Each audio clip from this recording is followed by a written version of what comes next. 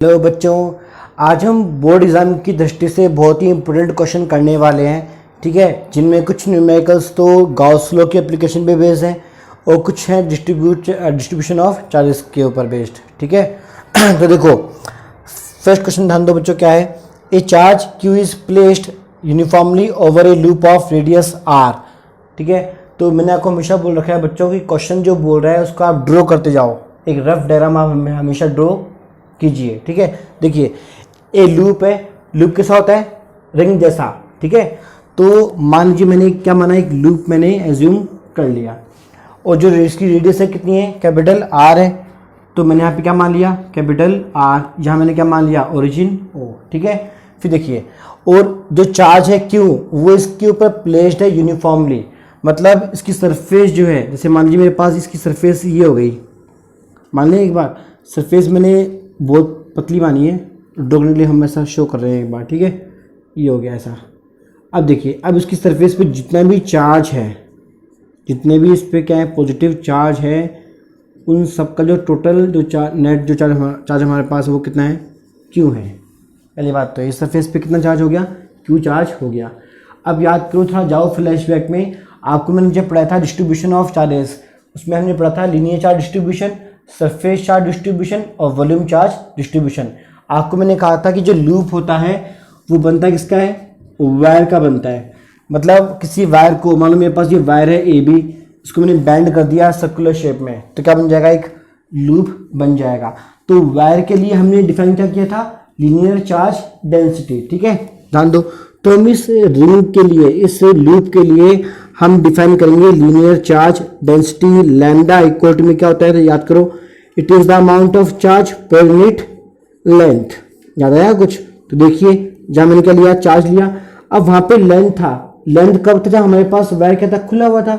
ये वायर से हमने क्या बना दिया, रिंग बना दिया अपन ने। अब तो वायर की जो लेंथ एल है वो कन्वर्ट हो गई किसके अंदर, सर्कमफेरेंस के अंदर। ठीक है, हमने जब वायर के दोनों किनारों को मिलाया तो जो हमारे पास जब लूप बना, तो जो लेंथ थी क्या हो गई, हो चुकी है, वो कन्वर्ट हो चुकी है in terms of circumference of loop.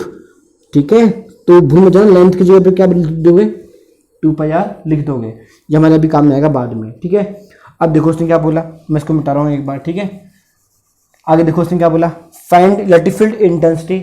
हमें निकालना क्या है, इलेक्ट्रिक फील्ड इंटेंसिटी को फाइंड आउट करना है, ई निकालना है।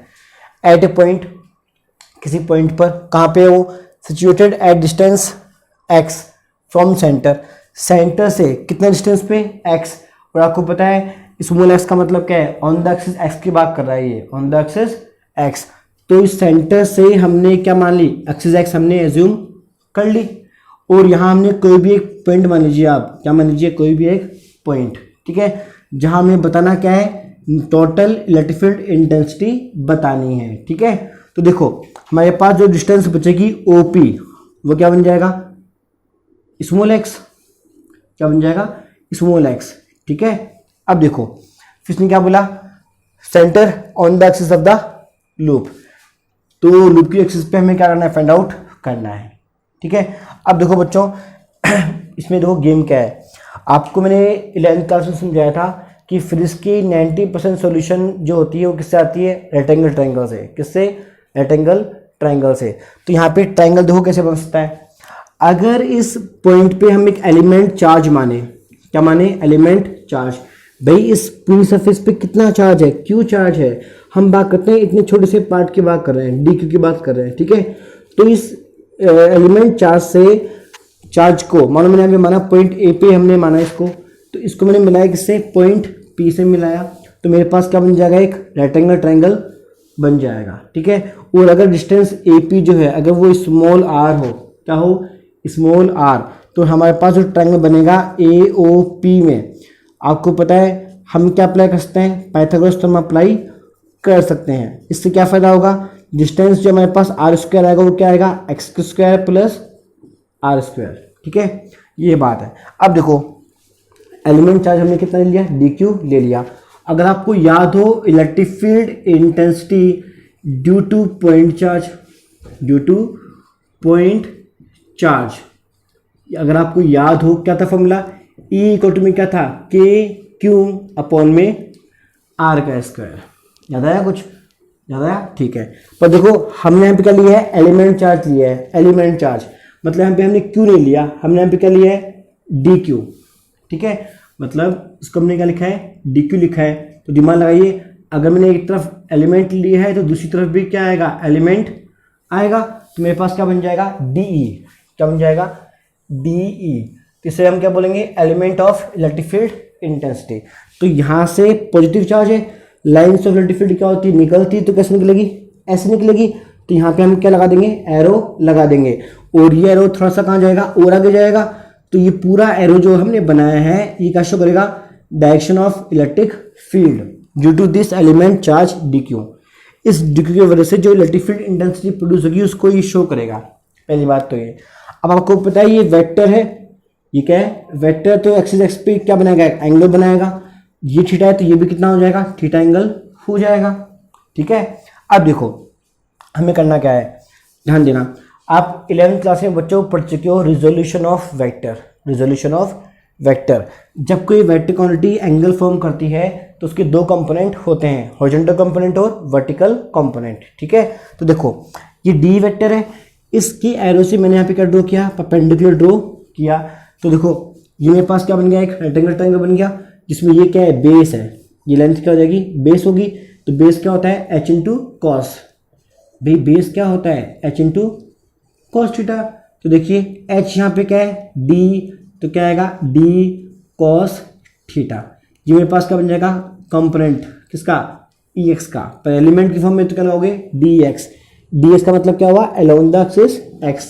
ठीक है, तो यहाँ पे एरो कैसे बनाओगे, ऐसा एरो बनाओगे। फिर देखिए ये परपेंडिकुलर है, सामने है किसके, थीटा के। तो देखिए इसका एरो कहाँ जाएगा, नीचे जाएगा। क्यों जाएगा, आप ट्रायंगल बच्चों पढ़ चुके हो। ट्रायंगल में क्या था कि अगर हाइपोटेन्यूज कैसे जाए, एंटी क्लॉकवाइज। हाइपोटेन्यूज हुआ नहीं भाई, कहाँ जाएगा, एंटी क्लॉकवाइज। तो ट्रायंगलों के मुताबिक बेस और परपेंडिकुलर क्या बन जाएंगे, क्लॉकवाइज। देखो यहाँ से यहाँ जाएंगे नहीं जाएंगे, ये देखो जा रहा है। ठीक है, तो वो चीज़ें। अब देखो अब हमें करना क्या है, ध्यान दो।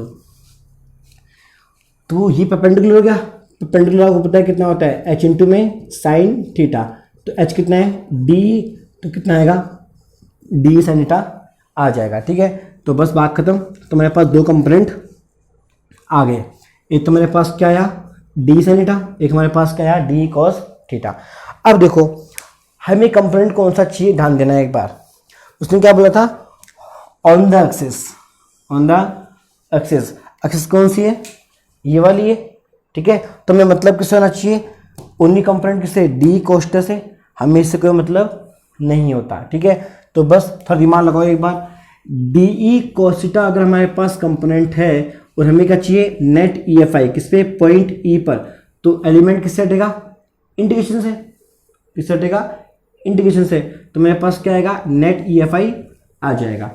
अब देखो यहाँ पे इंटीग्रेशन कैसे आएगा पता है, वो क्लोज इंटीग्रेशन आएगा। क्यों आएगा क्लोज, ये रिंग है, एक लूप है। लूप कैसा होता है, क्लोज। तो आपको मैं चार्ज डिस्ट्रीब्यूशन में समझा चुका हूँ। कोई बॉडी अगर क्लोज होती है तो हम काम में क्या लेते हैं, क्लोज इंटीग्रेशन। और कोई बॉडी अगर ओपन तो हम काम में क्या लेते हैं, ओपन इंटीग्रेशन। ठीक है, तो वो चीज़ें। यहाँ देखिए कितना आएगा, डी कॉस थीटा आ जाएगा। अब देखिए डी हमारे पास कितना आ चुका है, के डी क्यू अपन में क्या, डिस्टेंस का स्क्वायर। जहाँ मेरे पास क्लोज इंटीग्रेशन, जहाँ मेरे पास क्या बनेगा, कॉस थीटा। अब देखो कोष्टा जो है कॉस थीटा, इसको आराम से आप निकाल सकते हो। कैसे, ध्यान दो। इस ट्रायंगल को जरा गौर से देखो, ए ओ पी को। ट्रायंगल ए ओ पी में अगर मैं बात करूं कॉस थीटा की तो कितना आएगा, बेस अपॉन में हाइपोटेन्यूज। तो बेस देखिए कौन सा है, बेस एक्स है, एच कौन सा है, आर। तो कितना आएगा, एक्स बाय आर आ जाएगा। ठीक है, तो देखो तो ये कॉस थीटा की जो वैल्यू है इसको मैंने कितनी रख दी, एक्स बाय आर मैंने पुटअप कर दिया। अब देखो कितना आंसर आएगा, ई इक्वल टू में के एक्स अपॉन में आर क्यूब। यहाँ पे क्या बचेगा, only element charge d Q. और आपको पता है डी क्यू का आंसर कितना आएगा, ओनली क्यू आ जाएगा। तो बस बात खत्म। यहाँ मेरे पास क्या बन जाएगा, के एक्स क्यू अपॉन में आर क्यूब। ये हमारे पास बच्चों आंसर आ गया। इतना हमारे पास क्या रहेगा, नेट ईएफआई रहेगा। अब इसको हम कन्वर्ट करते हैं दूसरी फॉर्म में। कैसे, यहाँ से अगर मैं क्यू की वैल्यू निकाल लूँ, क्यू की वैल्यू निकाल लूँ तो कितना आएगा, 2 पाई आर इंटू लैम्डा आएगा। इसको उठाई कहाँ पुटअप कर सकते हैं, वहाँ पुटअप कर सकते हैं। तो हम लोग कितना आएगा कि एक्स चाहो तो यहाँ पे आप क्या पुटअप कर दो, लैम्डा इंटू में 2 पाई आर अपन में कितना आर क्यूब। तो ये आंसर भी क्या है, परफेक्ट है, कोई दिक्कत नहीं है। ठीक है, फिर देखिए इसको और थोड़ा मॉडिफाइड कर सकते हो आप आसानी से। कैसे करेंगे, ध्यान देना। ये आर स्क्वायर है, तो यहाँ पे जब इसको हटाओगे तो कितना आएगा 1/2, याद है पाइथागोरस थ्योरम। तो बस वहाँ पे आर क्यूब आ रहा है, तो आर क्यूब अगर यहाँ पे आएगा तो कितनी पावर हो जाएगी, 3/2 पावर हो जाएगी। ध्यान दो कितना आएगा, तो यहाँ मेरे पास आ जाएगा के x cube lambda 2 pi r upon में एक्स का स्क्वायर आर का स्क्वायर 3/2। तो बच्चों ये होता है फाइनल आंसर। ठीक है, किसका, ऑन द एक्सिस एक्स पे। ठीक है, किसके वजह से, ये यूनिफॉर्मली चार्ज रिंग के वजह से, लूप के वजह से। ठीक है, तो ये बहुत ही हमारा इंपॉर्टेंट एग्जाम्पल है जो बोर्ड एग्जाम में हमेशा आता है। अब देखो बच्चों, आपके दिमाग में सवाल उठ रहा होगा, एक बेसिक है कि सर ये आपने डी सेंटा क्यों नहीं लिया, डी सेंटा हमने क्यों नहीं लिया। तो देखो मैंने अभी आपको जो बताया वो शॉर्ट में बताया है कि ऑन द एक्सिस एक्स का मतलब हमें मतलब किससे, डी कोष्टा से भी मतलब होता है। लेकिन देखो बच्चों इसके पीछे रीज़न भी है, एक और रीज़न भी है। वो रीज़न क्या है, ध्यान दो। वैसे वो बताना इतना ज़रूरी नहीं है बोर्ड एग्जाम के लिए, वो मतलब एक फॉर्मेलिटी होती है। ठीक है, फिर भी आपको मैं बता देता हूँ। देखो बच्चों होता क्या है, जैसे ये मेरे पास यूनिफॉर्मली चार्ज लूप है, मैंने एलिमेंट चार्ज कहाँ लिया, ऊपर लिया। तो यही एलिमेंट चार्ज मैं कहाँ ले सकता हूँ, यहाँ पर भी ले सकता हूँ। तो ये मतलब मैंने यहाँ पे क्या माना, अगेन एलिमेंट चार्ज कितना माना, DQ मान लिया। और यहाँ मैंने एलिमेंट लिया तो मेरे पास यहाँ पे क्या बन जाएगी, रेडियस बन जाएगी R। ठीक है, और इस पॉइंट पे हमें निकालना क्या था, नेट EFI। तो यहाँ से यहाँ तक की जो एरो बनाओगे आप, ये भी क्या बनेगा, डी वेक्टर क्या होगा, फॉर्म होगा। और देखो बाय ज्योमेट्री आपको पता है थीटा है, तो ये भी कितना होगा, थीटा होगा। ये बोथ ट्रायंगल आर कॉन्केंट, तो ये एंगल भी कितना बन जाएगा, थीटा बन जाएगा। तो देखो होता क्या है बच्चों इन केसों में कि डी वेक्टर ऊपर भी और नीचे भी है। इसका कंपोनेंट यहाँ पे क्या था, डी कॉस थीटा था। क्या था, डी कॉस थीटा, इस वाले का। अब हम जब ऊपर वाले को लेंगे, जरा गौर से देखना है इस बात को, डी वेक्टर ऊपर भी आ रहा है, जहाँ मेरे पास क्या एक्सिस एक्स हो गई, तो यहाँ से मैंने क्या ड्रॉ किया, परपेंडिकुलर ड्रॉ किया।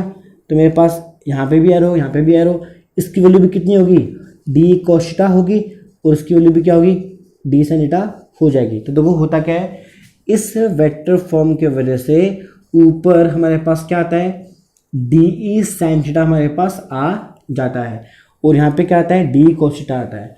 तो मैं आपको ये कहना चाह रहा हूँ, ध्यान दो कि डी साइन थीटा और डी साइन थीटा दोनों कैसे हैं, अपोजिट है। देखिए आप, ये ऊपर और ये कहाँ जा रहा है, नीचे, और दोनों इक्वल भी हैं, तो क्या हो जाएंगे, कैंसिल आउट हो जाएंगे।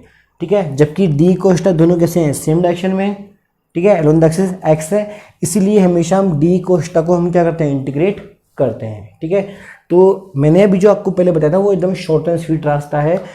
आप ऐसा मान लो कि एक्सिस की बात कर रहे हैं, तो डी साइन थीटा हमारे परपेंडिकुलर कंपोनेंट है जो नीचे जा रहा है, तो इससे हमें कोई मतलब नहीं है। हमें मतलब किससे है, जो कहाँ जाए, अलोंग द एक्सिस एक्स जाएगा, क्योंकि इसने क्या बोला है, डिस्टेंस स्मॉल एक्स। ठीक है, तो बच्चों बहुत ही अच्छा क्वेश्चन है। Next numerical, according to figure an electric field E vector equal to में कितना गिवन है, E0 x I cap.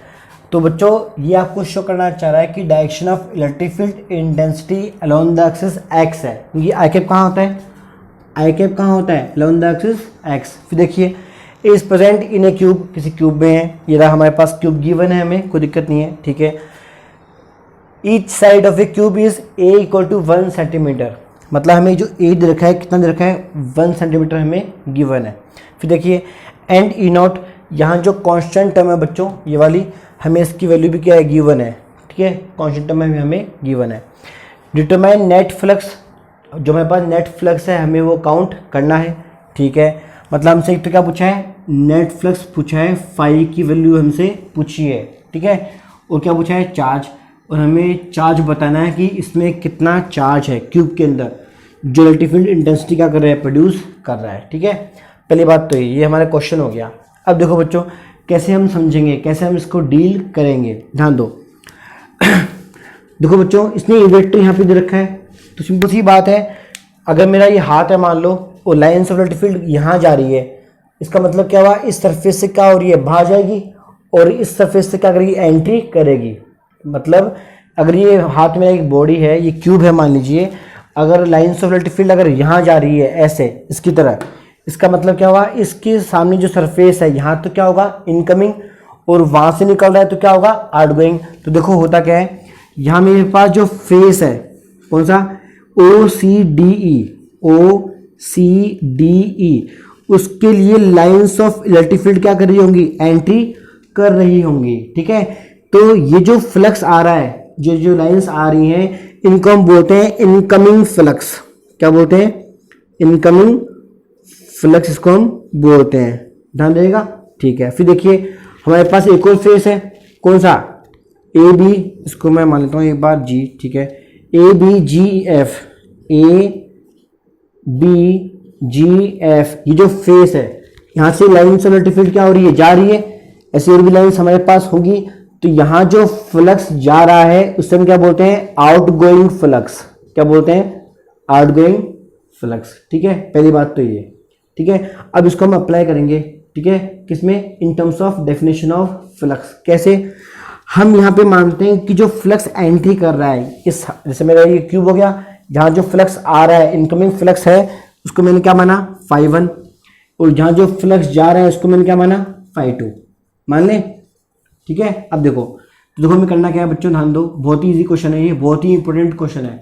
By definition of electric flux, मैंने लिखा है शॉर्ट में DE, एग्जाम में आप लिखना पूरा। By definition of electric flux, आपको पता है फाई कितना होता है, E vector dot A vector होता है। फिर यहाँ पे कितना होता है, E A का मॉडुलस कॉस थीटा, थीटा क्या होता है, E और A के बीच में। अब देखो, अब हम अप्लाई करते हैं किसके लिए, φ1 के लिए। φ1 हमने क्या माना है, इनकमिंग फ्लक्स जो एंट्री कर रहा है। ठीक है, अब देखो, तो OCDE, ये जो फेस है, ये जो मेरे पास क्या है, फेस, इसकी डायरेक्शन कहाँ होगी, इस तरफ होगी, along the minus I cap. ठीक है, तो जो एरिया होगा A, वो क्या बनेगा, A², और क्या बनेगा साथ में कितना आएगा, माइनस का आई कैप। क्या बनेगा, माइनस का आई कैप बन जाएगा, किसके लिए, A के लिए। ठीक है, वेक्टर फॉर्म है ना, देखो डॉट प्रोडक्ट। फिर देखिए E वेक्टर है, अब देखिए E वेक्टर जो है वो किस तरफ है, इस तरफ है। E वेक्टर में कितना गिवन है, E0 इंटू में क्या है, x है, कितना है, x, और इंटू में कितना आएगा, आई कैप भी आ जाएगा। एम टू को 30 कर देता हूँ मैं। ठीक है, ये लो, कितना रहेगा, आई कैप भी आ जाएगा। पर देखो बच्चों, इसकी वैल्यू हमारे पास कितनी आएगी, 0 आएगी। क्या आएगी, 0। क्यों आएगी, ध्यान देना, ये जो x है, ये जो क्या है, x, इस पूरे फेस पे आप खुद देखिए कौन सा प्लेन है हमारे पास, ये पूरा जो प्लेन हमारे पास कौन सा प्लेन है, it is the YZ plane. YZ plane, यहाँ पे x कितना होगा, 0 होगा। तो यहाँ पे हमें कोई मतलब नहीं है इस चीज़ से, कितना आएगा इस आंसर, 0 आएगा। ठीक है, तो 0 इंटू A², तो आंसर कितना आएगा, 0 आएगा।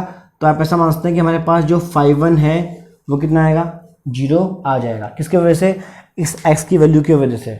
ठीक है, बाकी वैसे अगर नहीं, अगर x यहाँ पे 0 नहीं होता, अगर ये क्यूब थोड़ा सा पीछे होता तो यहाँ पे वैल्यू आती है x की कुछ ना कुछ, तो आई कैप डॉट आई कैप कितना होता, 1 हो जाता।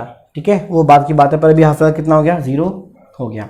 अब देखिए, अब बात करते हैं आउटगोइंग फ्लक्स की, अब बात करते हैं φ2 की, जो फ्लक्स जा रहा है। अब φ2 फ्लक्स कहाँ से जाएगा, ABGF से। ठीक है, तो देखिए इसके लिए मैंने क्या अप्लाई किया, E vector dot A vector मैंने अप्लाई किया। E वेक्टर कितना गिवन है, ध्यान दीजिए, E0 है, x है, और यहाँ पे क्या आ रहा है, आई कैप आ रहा है। पर देखो आपको पता है, जैसे ये जो x था, यहाँ पे क्या था, 0 था, इस फेस के लिए क्या था, 0 था। पर यहाँ देखिए, इस पूरे फेस के लिए जो x की जो वैल्यू होगी वो कितनी हो जाएगी, a हो जाएगी। क्यों हो जाएगी, ये जो फेस है ये ऑरिजिन से कितना डिस्टेंस पे है, OA, और हमें रखा है क्यूब, हमें क्या गिवन है, क्यूब, क्यूब की साइड कितनी है, a है। तो यहाँ जो स्मॉल x होगा कोऑर्डिनेट में कितना हो जाएगा, a हो जाएगा। तो हम यहाँ पे हम क्या लिखेंगे, E0 A आई कैप। पहली बात तो ये। अब बात करते हैं ए वेक्टर की, किसकी, ए वेक्टर की। देखो ए वेक्टर का मतलब क्या होगा, एरिया। अब ये सरफेस कैसी है, स्क्वायर शेप में है, देखो ए ए ए, ठीक है, तो एरिया कितना हो जाएगा, A²। ठीक है, और उसका फेस किस तरफ है, इसी तरफ है, तो कितना आएगा, आई कैप। तो देखो कितना आएगा, डॉट में क्या आ जाएगा, ए स्क्वायर आई कैप आ जाएगा। अब आपको पता है क्या बन जाएगा, E naught A into A square क्या बन जाएगा, A cube. I cap dot I cube कितना होता है, 1 होता है। तो मेरे पास आंसर कितना रहेगा, 5 में कितना रहेगा, ई नॉट ए क्यूब। ठीक है, तो बस हमें पता है करना था क्या, नेट फ्लक्स इन दोनों को ऐड कर दो, क्या कर दो, ऐड, कितना आएगा, ई नॉट ए क्यूब। ये हमारे पास क्या आ जाएगा, नेट फ्लक्स आ जाएगा। अब बच्चों इसको आराम से आप कर लेना, क्योंकि देखो ई नॉट हमें गिवन है, और जो ए है, ए हमें गिवन है सेंटीमीटर में, इसे किसे में बदलोगे, मीटर में चेंज करोगे, तो कितना आएगा, -2 मीटर आ जाएगा। ठीक है, तो इसको उठाए कहाँ रख दोगे, यहाँ पे रख दोगे, तो आपके पास नेट फ्लक्स आ जाएगा। ठीक है, अब देखो हमें एक और चीज़ पूछी गई थी, क्या पूछा गया था, चार्ज पूछा गया था। ठीक है, तो देखो आप करना क्या पड़ेगा, ध्यान देना, बहुत ही सिंपल सा फंडा है। बाय गाउस लॉ आपको पता है फाई कितना होता है, क्यू अपॉन में कितना, एप्सिलॉन नॉट होता है। ठीक है, तो बस बात खत्म। देखो कैसे, फाई हम यहाँ से निकाल चुके होंगे, वो कहाँ जाएगा, यहाँ जाएगा। एप्सिलॉन नॉट आपको पता होता है, वैल्यू फिक्स होती है 8.8 इंटू 10⁻⁻12। हम निकालना क्या है, चार्ज निकालना है, तो ये दोनों क्या जाएंगे, इंटू हो जाएंगे। ठीक है, तो बच्चों इस तरीके से आराम से आप चार्ज को भी फाइंड आउट कर लोगे।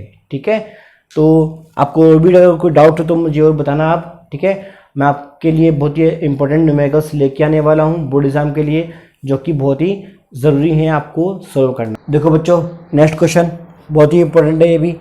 ए हेमीस्फेरिकल बॉडी, मतलब स्फेयर का हाफ। जैसे मान लो मेरे पास कोई स्फेयर है, ये मेरे पास स्फेयर हो गया, पर ये क्या बोल रहा है, हेमीस्फेयर, काट दो इसको, खटाक, ये लो मैंने इसको क्या कर दिया, काट दिया।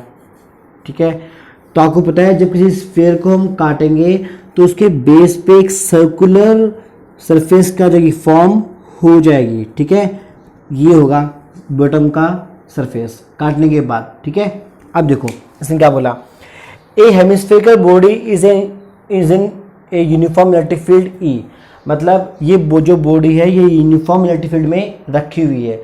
याद करो इसका मतलब क्या था, जब between the lines of electric field gap क्या रहे, इक्वल रहे। ठीक है, तो उसे हम क्या बोलते हैं, यूनिफॉर्म इलेक्ट्रिक फील्ड बोलते हैं। आगे देखो, what will be the electric flux linked with its curved surface. ध्यान देना, इस बात को पकड़ना आप। इसने क्या बोला है, इलेक्ट्रिक फ्लक्स जो है जो सी कर्व सरफेस से क्या रहेगा, लिंक्ड रहेगा, हमें वो पता करना है। देखो बच्चों इसका मतलब क्या है, ये हमारे पास हेमिस्फीयर है, इसमें अभी दो तरह की सरफेस है। एक तो हमारे पास सरफेस कौन सी है, बेस सरफेस, ये रहा बेस। ठीक है, और जिसका फेस किस तरफ है, अभी हाथ फाइल नीचे की तरफ है। ठीक है, और ये जो सरफेस है ये वाली, ये पूरी, तो ये आपको पता है कौन सी सरफेस बन जाएगी, it is the curved surface. तो ये बात करना चाह रहा है कि जो इस कर्व्ड सरफेस का जो फ्लक्स है वो हमें फाइंड आउट करना है। अब देखो कैसे करेंगे, ध्यान देना, सिंपल सी बात है, हमें अगर हमें दो सरफेस है तो हमें दो फ्लक्स हमें मानने पड़ेंगे। तो जो फ्लक्स किससे पास हो रहा है, बेस से, उसको क्या मान लो, फाई बी, और जो फ्लक्स किससे पास हो रहा है, कर्व सरफेस से, उसको क्या मान लो, फाई सी। पहली बात तो ये। ठीक है, फिर देखो उसने क्या बोला, वैन इलेक्ट्रिक फील्ड, अभी कंडीशन है बच्चों, वैन का मतलब कंडीशन आ गई। अब when electric field is a मतलब फर्स्ट पार्ट है, ये मैंने लिखा है शॉर्ट में। ठीक है, पैरेलल टू इट्स बेस, मतलब बेस की कैसा हो, पैरेलल हो। तो देखो बच्चों, बेस कैसा है, ये फ्लैट है, पैरेलल बोल रहा है ये, इसका मतलब पैरेलल कैसा होगा, ऐसा होगा या फिर ऐसा। तो बेस के तौर पे या तो इलेक्ट्रिक फील्ड को आप ऐसा मान लो या फिर ऐसा मान लो, कोई दिक्कत नहीं है। ठीक है, अब ध्यान दो, मैंने यहाँ पे क्या बनाई, लाइंस ऑफ इलेक्ट्रिक फील्ड मैंने क्या कर दी, शो कर दी। इसको मैं मिटा रहा हूँ एक बार। ठीक है, यहाँ पे हर तरफ क्या है, लाइंस ऑफ इलेक्ट्रिक फील्ड मेरे पास आ गया, ये मेरे पास ई वेक्टर हो चुका।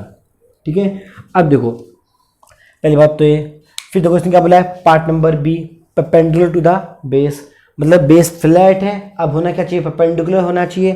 तो ई वेक्टर कैसा होगा, ऊपर जाएगा, या तो ऊपर भेज दो या कहाँ भेज दो, नीचे भेज दो, आपकी मर्जी है। तो देखो हमें क्या मानना पड़ेगा, बी पार्ट के लिए, किसके लिए, बी पार्ट के लिए मैं जब बनाऊंगा किसको, हेमिस्फेयर को, तो मेरे पास कैसा बनेगा, ऐसा बनेगा हेमिस्फेयर, और इसका फेस जो है, बेस का जो फेस है वो तो नीचे होगा, पर जो इलेक्ट्रिक फील्ड है वो कैसा है, परपेंडिकुलर टू द बेस है। बेस अभी फ्लैट है, तो ई वेक्टर को कैसे बनाया मैंने, अपवर्ड, वर्टिकली अपवर्ड मैंने शो कर दिया, तो मेरे पास यहाँ पे क्या बन जाएगा, ई वेक्टर बन जाएगा। ठीक है, अब देखो बच्चों हमें करना क्या है, तो उसने बोला है इलेक्ट्रिक फ्लक्स, क्या पूछा है इसने, इलेक्ट्रिक फ्लक्स पूछा है। तो गाउस लॉ से आपको पता है इलेक्ट्रिक फ्लक्स कितना होता है, सम ऑफ चार्जेस अपॉन में एप्सिलॉन नॉट। तो देखो ना तो यहाँ पे कहीं चार्ज है ना ही इसमें कहीं चार्ज है, मतलब ए पार्ट बी पार्ट में कहीं भी कोई चार्ज नहीं दे रखा, तो नेट फ्लक्स तो कंफर्म कितना होगा, जीरो होगा बच्चों, ये तो कंफर्म है दोनों ही पार्ट के लिए, इसके लिए भी और इसके लिए भी सेम रहेगा। अब देखो ये जो नेट फ्लक्स है इसको हमने दो पार्ट में क्या कर दिया, ब्रेक कर दिया, तो मेरे पास क्या आएगा, five B plus five C. पहले नेट फ्लक्स हमारे पास जीरो है, तो मेरे पास क्या आएगा, five B plus five C. हमें पता करना क्या है, फाइव सी, तो कितना आएगा, माइनस का फाइव बी। हमें दो इसने क्या कहा था, electric flux linked with its curve surface, तो हमें पता करना क्या है, ये पता करना है। तो बस आपको बच्चों कुछ भी नहीं करना। अब इस फॉर्मूले से एक बार तो इसको निकालो और एक बार इसको निकाल लो, बात खत्म। देखो कैसे करेंगे, यहाँ देखते हैं पहले। ठीक है, देखो हमें क्या चाहिए, फाइव सी चाहिए, जो कैसा आ रहा है, नेगेटिव में आ रहा है। अब देखो फाइव बी, बेस की बात कर रहा है ये, फ्लक्स थ्रू द बेस। तो आमतौर पर फ्लक्स का फॉर्मूला क्या होता है, E vector dot A vector. मैं बात कर रहा हूँ बेस के लिए, किसके लिए, बेस। मैंने इसको लिखा है इस फॉर्म में। ठीक है, अब देखो ये बेस के लिए, देखो ये जो एरिया है नीचे है, ई वेक्टर कैसा है, इस तरफ है, तो कितना एंगल बनेगा, 90 डिग्री एंगल बनेगा। ध्यान दो कितना आएगा, माइनस का ई का मॉडुलस कॉस 90, तो कितना हो जाएगा आंसर, जीरो हो जाएगा। क्यों हो जाएगा, कॉस 90 कितना होता है, जीरो, तो उलट आंसर कितना आएगा, जीरो। तो ए पार्ट के लिए हमारे पास जो फाइव सी है वो कितना आ गया, जीरो हमारे पास आ गया। ठीक है, अब बात करते हैं बी पार्ट के लिए। ध्यान दो कौन सी क्वेश्चन लगेगी दोबारा, ये लगेगी। ठीक है, ये जो पार्ट है दोनों में कॉमन रहेगा, ए पार्ट में भी और बी पार्ट में भी। अब देखो, अब फाइव बी निकालना है, बेस यहाँ पे है, बेस के लिए इलेक्ट्रिक फील्ड ऊपर है, एरिया नीचे, तो इस बार कितना एंगल बनेगा इनके बीच में, 180 डिग्री एंगल बनेगा। मानते हो, ठीक है। ध्यान दो कितना आएगा, फाइव सी इक्वल टू में कितना बनेगा, माइनस का फाइव बी आ रहा है। फाइव बी का मतलब डेफिनेशन ऑफ इलेक्ट्रिक फ्लक्स को मैंने लगाया, तो क्या बनेगा, E vector dot A vector. यहाँ पे इस बार क्या आएगा, बेस आ जाएगा, क्या बनेगा, माइनस का ई ए, इस बार कितना आएगा, कॉस 180 डिग्री आएगा। तो देखो क्या आएगा, माइनस का ई ए, आपको पता है कितना हो जाएगा, पाई आर स्क्वायर। एरिया किसका आएगा, एरिया आएगा बेस का एरिया। आपको पता है बेस का एरिया कितना होता है, पाई आर स्क्वायर, सर्कुलर शेप में है ना। अब देखिए कॉस 180 कितना होता है, माइनस का 1, तो माइनस का 1, ये माइनस का 1 बाद में इसे क्या कर देगा, पॉजिटिव कर देगा, तो आंसर कितना आएगा, ई पाई का आर का स्क्वायर, मेरे पास कितना देगा, 5c हो जाएगा। तो बच्चों बात खत्म हो गई, ये आंसर हमारे पास किस में आएगा, बी पार्ट में आ जाएगा। ठीक है बच्चों, तो इसी तरीके से आप मुझसे प्रॉब्लम शेयर करते रहिए। ठीक है, और भी ये सभी क्वेश्चन जो आपको मैंने दिए हैं ये बोर्ड एग्जाम के लिए बहुत ही इंपॉर्टेंट है। मिलते हैं नेक्स्ट वीडियो के अंदर। ठीक है, हमारा चैप्टर नंबर 2 पूरा हो चुका है। अब हम पढ़ेंगे potential. Electric potential is the very important topic. ठीक है, तो मिलते हैं आप नेक्स्ट वीडियो के अंदर। आपको अच्छा लगे वीडियो तो लाइक और सब्सक्राइब करना नहीं भूलें। ठीक है।